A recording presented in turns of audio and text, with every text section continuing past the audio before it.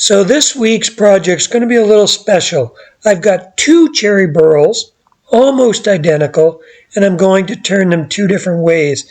Please stay tuned. Watch how I treated them. One with epoxy, one without.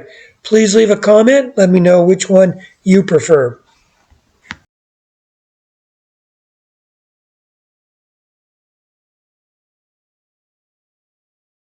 This is going to be an epoxy bowl.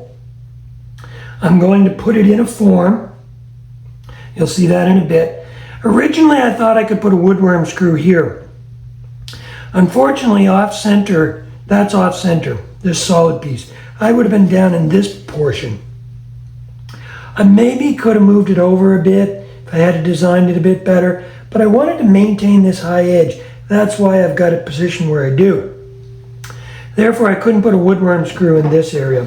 So what I decided to do instead, and it was not easy, but I turned this piece here, which has a tenon on it, and it's round, and that is going to sit on there. Now it's going to hot melt glue it. That will be there throughout the turning, and then I'll just part it off on the end. I didn't want to put a tenon on this. That would have been the simplest thing. Put a tenon on this, but the problem is I'm very thin underneath here, so I wouldn't have had room. Right here, I'm very thin, about 3/8 of an inch right at this spot. So I didn't want to turn a tenon. I didn't want a mortise. I'm going to use a glue block. So it wasn't flat, so I took my planer, hand planer, and went over this and then on the sander. So now I've got it so it'll sit flat. Very little gaps. So I'll hot melt glue that into place, and then I'll be able to mount it and then start shaping it, getting it ready for the epoxy. So I may have showed this before on my video, but I use hot melt glue sticks in an electric frying pan. You want to make sure that you get complete coverage on this. This is not a little bit of glue from a glue gun. You want to make sure that you can dip this in and have complete coverage.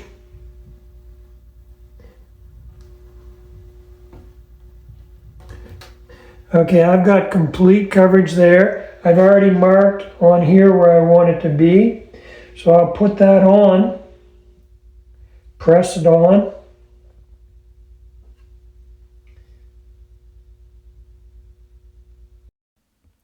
So I let the glue set for about 20 minutes to a half an hour.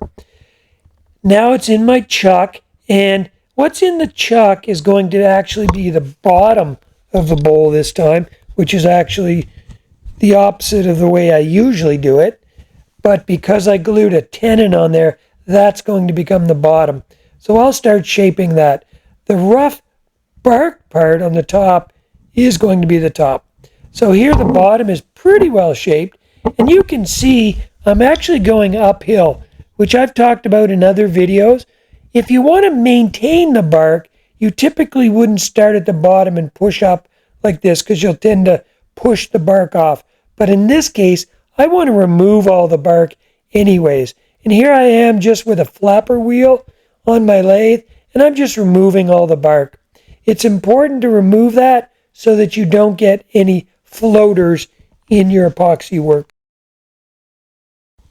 Now that I've removed the bark, I put the bowl inside a plastic bowl, and that's going to be my form. Some of the pieces that broke off earlier, I'm just going to hot melt glue those onto the side of the bowl, and I'll pour epoxy around those. And that'll just help fill in the gap and give me a little more natural wood in the epoxy. Here I'm just mixing up my green. You also see that I have gold there. I'm mixing both of those up, and I'm going to pour these into the bottom because I want to make sure that I don't have any cavities, air pockets in the bottom. I'll fill the bottom up, and then I have a second bowl, plastic bowl, that's going to go inside this whole thing to be the inside of my form, and then I'll pour epoxy in between. Unfortunately, I didn't show that part, but again, it's just a plastic bowl. It's going to go inside of this and then fill out the whole thing. So here my bowl is out of the mold. I think it turned out very well. Unfortunately, it wasn't as deep as I'd hoped. I'd hoped to encase this as well. So I did not. So this is going to come off. This will be the top rim. That's going to be my first step. Get rid of this.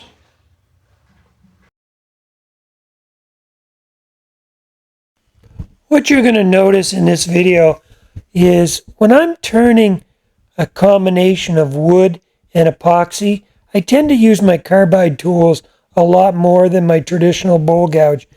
The carbide tools work very well in cutting the epoxy. Sometimes the bowl gouge can tend to chip it out, but the carbide just seems to cut it much better. I say cut it, it's actually scraping it, but it does seem to prevent chipping.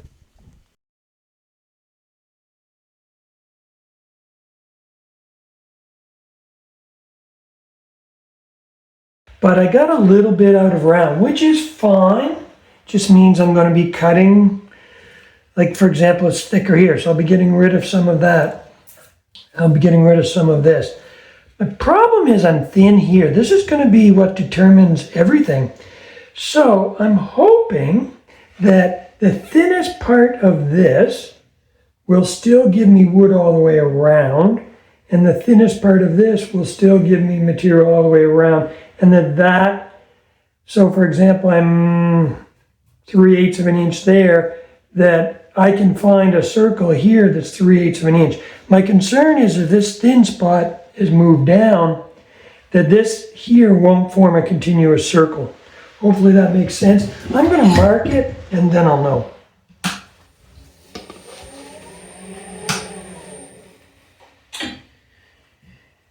So right there, I'm just hitting the inside of my thinnest part. And what I want to see there is that's a continuous circle, which means I can make it round from that point, and I am. So that's good news. So that there does form a continuous circle. So I know I can get it there. Now I'll do the same thing on this. Now I should be fine. Okay, so I'm just hitting there, and I have a continuous circle there. So I'm going to be good.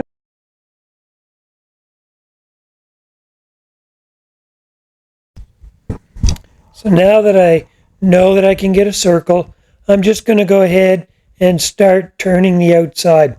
Now you may notice that I've cleaned everything up. When I'm doing an epoxy bowl, I'll stop and clean up all my shavings, all my wood shavings, because I compost my wood shavings. Obviously, when I'm doing epoxy or mix work like this, I cannot compost them because epoxy is basically a plastic resin. So I clean everything up so that when I clean up this resin, I end up throwing this out in the garbage. And it does create a lot, and I mean a lot of shavings. The other thing I find about epoxy shavings, it's kind of like smoke in a campfire. It doesn't matter where you are, they will tend to find you, and you will end up wearing them.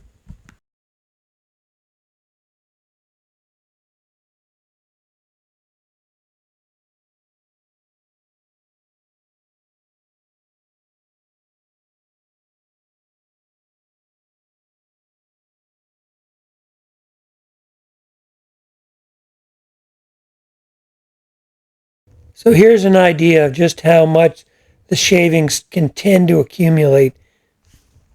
And remember earlier when I told you it was like a campfire and the shavings tended to follow you around? Here's a shot after only a few minutes of turning. Now, just to explain what I'm doing here, as I mentioned, I do not have a pressure pot. One of the disadvantages of not having a pressure pot is that you could have some air bubbles.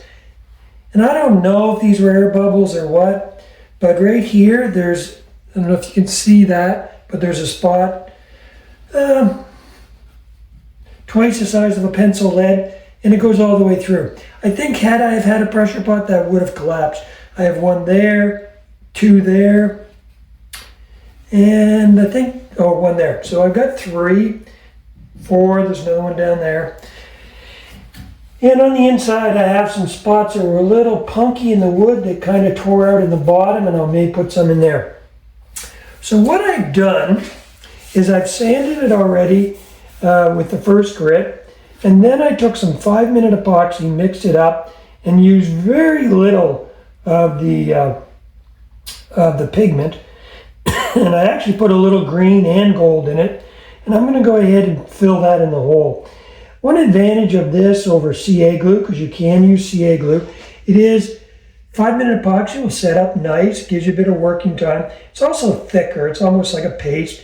It makes it a little bit easier to fill these holes. So I'll go ahead and put that in.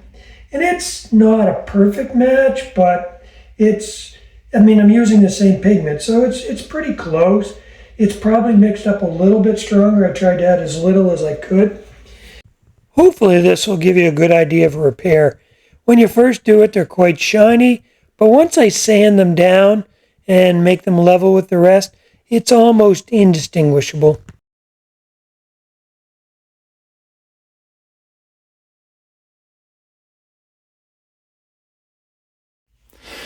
So this video is cherry 2 ways. This Burl is almost identical to the last one that I epoxied. So this one is not going to be epoxy, but it's pretty out of round. You can see here how far I've got to come in, and then here I'm touching. So it's got quite a bit come off, plus the fact that there's no wood here, and I got this big lump here. So I'm not turning very fast, unfortunately. I'm only 190 RPM. Once I get it round, I'll be able to speed it up.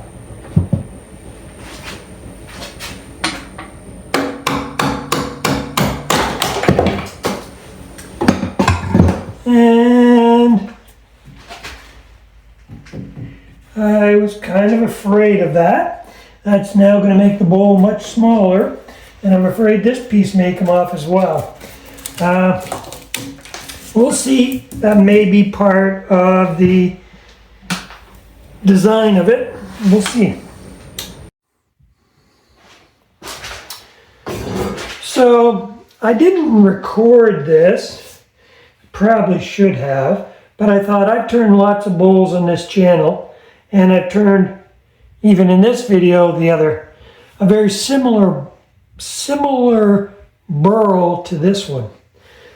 But I will tell you, there's nothing similar about it. This was the hardest piece of wood I've ever turned. Normally I would turn the inside of a bowl in about 20 minutes, maybe a half an hour. I've been over 2 hours on this one. It was very, very hard. Some of it was due to the shape, but some of it I think was just due to the fact that it was so dried out. But I'm pleased with the shape that I have. So it's a bit of a closed vessel in that it comes up this way like a normal bowl, but then curves back in again. So if you see here, it curves out and then back in. So that adds a little bit of complexity to the shape. But I like how I've got this amount of bark here on this side of the bowl, and then over here I have the wood where there was no bark in the first place. So I'm pleased with the way it turned out. I think the shape complements the live edge. Again, I didn't record the turning of it, but at this point I'm ready to start sanding, and I'll probably do a fair bit of spot sanding. So what I mean by that is with my paper on my drill, I will just go over it here. Keep it moving. I'm not going to change the shape of it, but there are some spots that would be difficult to sand with the lathe turning just because of the shape. I would get a bit of bounce. So it's probably easier just to do a little bit of hand sanding. I always go over it with the lathe turning though, just so that, again, I don't have any flat spots. Again, I won't show the sanding. Nobody likes watching sanding. I don't like doing it, and I'm sure nobody likes watching it, but I'll sand this up and then we'll take another look at it and discuss it then. So here I'm using some Min Wax wood hardener. The center of this burl does have some punky spots that are a little soft, but I also want to use it on the bark. The bark is very spongy, and I'm afraid it doesn't have a lot of strength.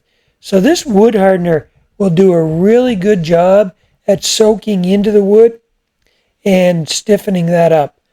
Don't ask me what it's made of. I don't know. It does have a strong smell. I suspect it's epoxy-like material, and it does do a good job soaking into the wood and hardening it up quite effectively.